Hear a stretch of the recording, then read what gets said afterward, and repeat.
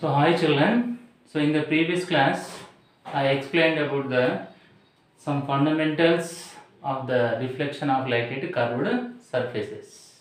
So today I am going to explain types of spherical mirrors and terms related to the spherical mirrors. So generally, what is a spherical mirror? First of all, we have to know what is a spherical mirror.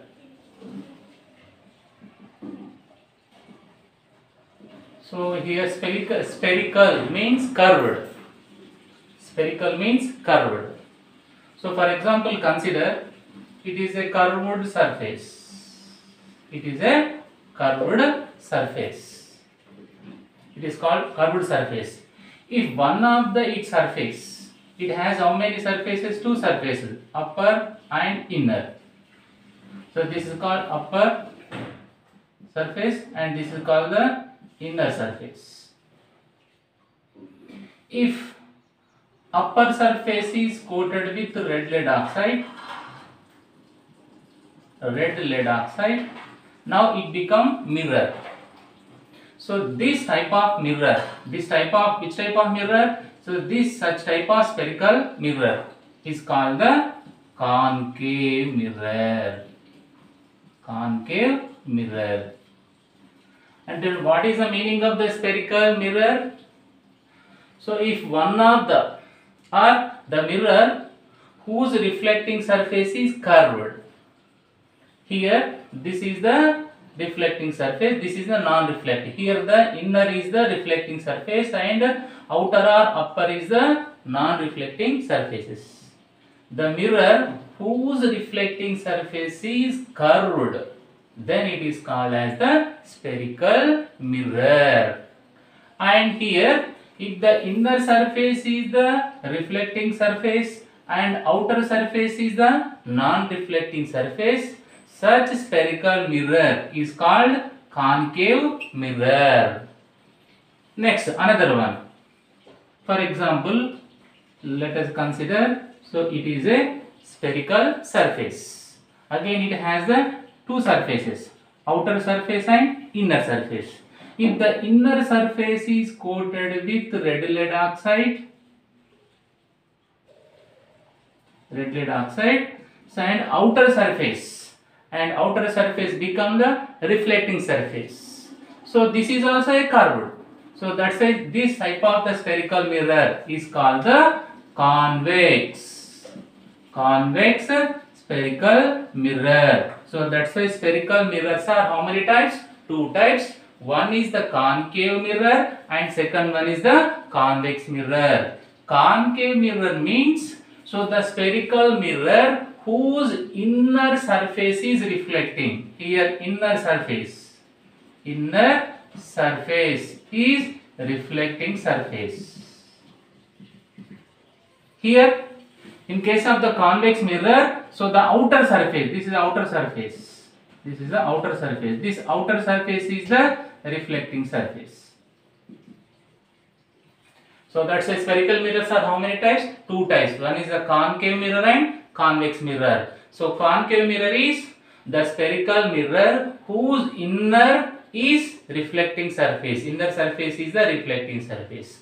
What is the convex mirror? Convex mirror is a spherical mirror whose outer surface is the reflecting surface, that is called as the convex mirror. So that's a spherical mirrors are how many types? Two types, concave mirror and convex mirror. So this concave mirror is also called as converging. Another name of this concave mirror is converging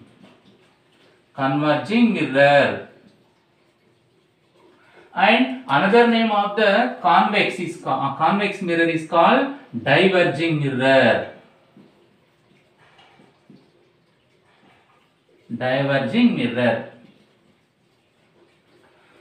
So another name of the convex mirror is converging mirror and another name of the convex mirror is the diverging mirror. So to understand this spherical mirror, concave mirror and convex mirror and the different types of image formed by the concave mirror and convex mirror, so we have to learn the terms related to this spherical mirror. Next, I am going to explain the terms related to spherical mirrors.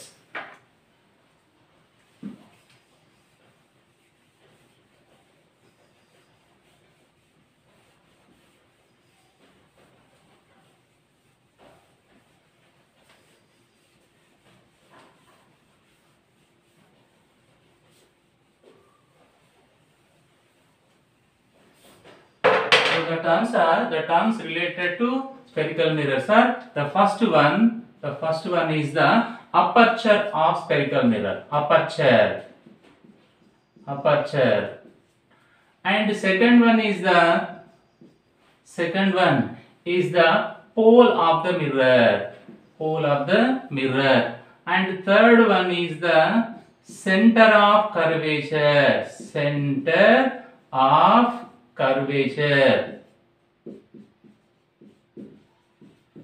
And the fourth one is the radius of curvature.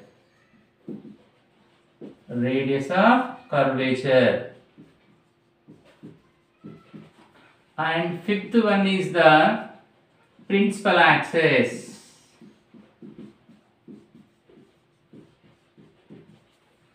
And sixth one is the focus of the spherical mirror.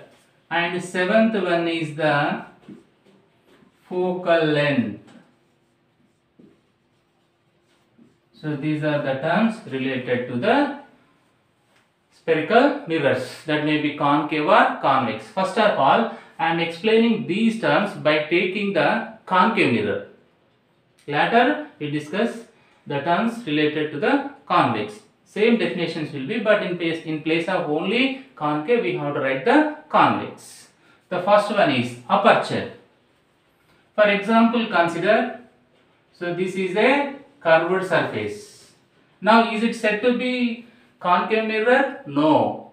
Simply it is only curved surface. So if this outer surface is coated with opaque substance or non-reflecting surface, or it is coated with the red lead oxide, then it becomes a spherical mirror, that is known as concave mirror. So now what is concave mirror? Whose reflecting surface is inner. So this is a curved surface whose inner is the reflecting surface. Now come to the aperture. Aperture means, so this inner surface is the reflecting surface. Now consider, if we measure the length of the, let us consider this is mm dash. So by using a tape or anything, so when we measure this length or distance from m to m dash, when we measure this length, so that is called the aperture, or the distance, the length or distance from m to m dash, the length of the reflecting surface will be called as what? Aperture. It is denoted with the letter m dash. So what is the aperture? Aperture means length or distance of reflecting surface.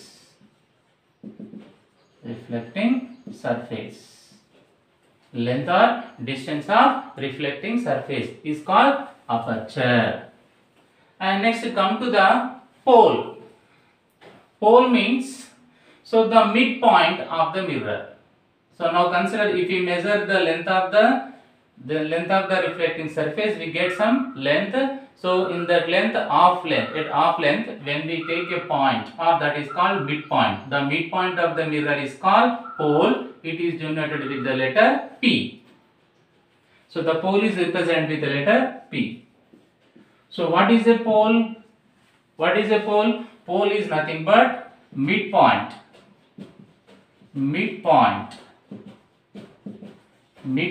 of spherical mirror.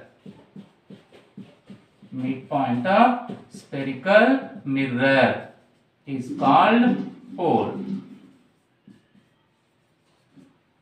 Midpoint of the spherical mirror is called the pole. And next come to the center of curvature.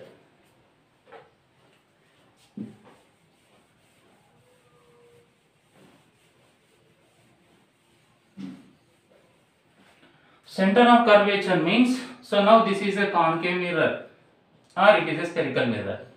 So by taking the spherical mirror or concave mirror as a part, by taking spherical mirror or concave mirror as a part, when I draw the sphere, by taking this mirror, that may be spherical mirror or concave mirror as a part, when I draw the sphere,